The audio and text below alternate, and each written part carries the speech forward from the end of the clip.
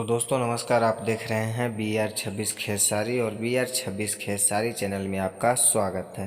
दोस्तों आपको बता दें कि ट्रेंडिंग स्टार खेसारी लाल यादव जी का एक बहुत ही बेहतरीन का सॉन्ग आया था, जो कि सॉन्ग का टाइटल था चुमा हाँ विटामिन। और दोस्तों आपको बता दें कि उसी सॉन्ग पे खेसारी लाल यादव एवं ऋषभ जी बहुत ही बेहतरीन का रील बनाए हैं, जो कि रील आप लोग स्क्रीन पे देख रहे होंगे या वीडियो के स्टार्ट क्लिप में देखे ही होंगे। और दोस्तों आपको बता दें कि इस सॉन्ग को अगर आप लोग अभी तक नहीं सुने होंगे तो आदित्य फिल्म्स चैनल पर जाइए और इस सॉन्ग को फुल वीडियो सॉन्ग के साथ देखिए और सुनिए और रील बनाइए और ढेर सारा प्यार दीजिए।